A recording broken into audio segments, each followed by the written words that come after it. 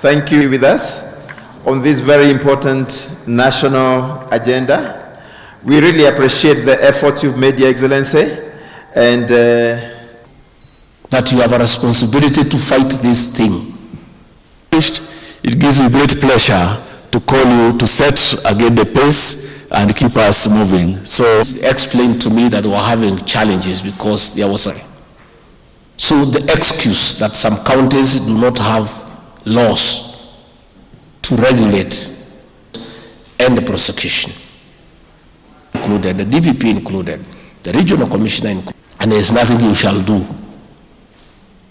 As we fight this, the ones who do prosecution, this is an exercise that has begun.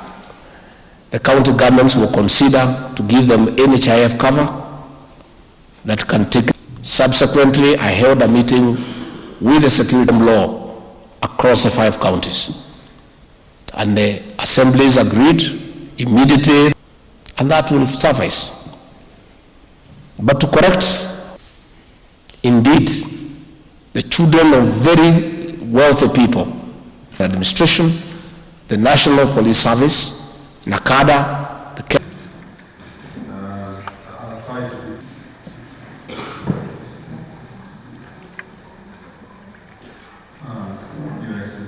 at your official residence, again with officers, and further engagements in which we have looked at in your presence. Thank you for making this time. We'll excuse that when he comes, he just sits a minute, we give him just a small...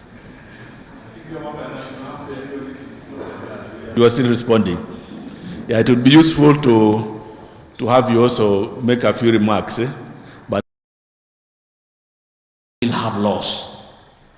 And we have asked the members of the county assembly to consider, and which they have said they'll consider, to put very stringent penalties that are deterrent, especially on the producers and wholesalers of drugs and alcohol. We have told them to put very stringent fines and imprisonment terms for people who are found to manufacture illicit alcohol. We have told them to come up with very stringent penalties for those who peddle. We have equally requested them to have very stringent penalties for those who consume. We have asked them to look at laws on how vehicles that transport Chang'Aa and other illicit brews will be forfeited. We have asked them to consider shutting down premises that have been found to be involved in this trade so that they are shut down forever. And I can tell you they are raring to go because they are leaders and they know the cry of the population. The people of this country, parents are in tears.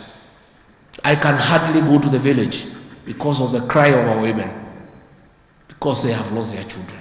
So the assemblies will do their bit. By the 30th of June, we'll have laws in the 5 counties, and good laws. This war must be won. And it will be won by concerted effort among the men and women in this room, agreeing that we have a problem, a national problem, and a serious one. And agreeing that we have a responsibility to save the next generation. Not just as officers of government, but even as parents and as responsible members of the society. I don't think I held a meeting with the security agencies here in Nairobi, and they did explain to me that they were having certain challenges as they embark on dealing with this problem. And they did explain to me that they were having challenges because there was a gap and lack of cooperation and coordination between themselves and the prosecution. And the way we look at this thing is not a problem for an agency, it's a national problem. I want officers here, both in the prosecution and in the investigative agencies, to appreciate that much as you are officers, you are also parents. And these children who are under the influence of drugs, your own children are potential candidates to get addicted. I want to appeal to you as parents to give this in your all. I therefore want to discourage any blame game in this room. I want us to look for a solution. A multi-agency approach on how to eradicate this problem,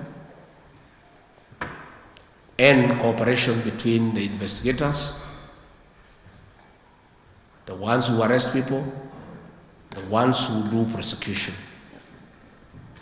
so that we can save the generation that is not already addicted. We have a program that we are working on with the county governments on how to deal with the ones who are already in trouble, and it's a huge percentage. We are trying to come up with a rehabilitation center in every county to deal with those who are already addicted. We have talked to the governors to consider, once we map all the addicted persons using the community health volunteers, which is a nexus that has begun, the county governments will consider to give them NHIF cover that can take them to rehabilitation centers that are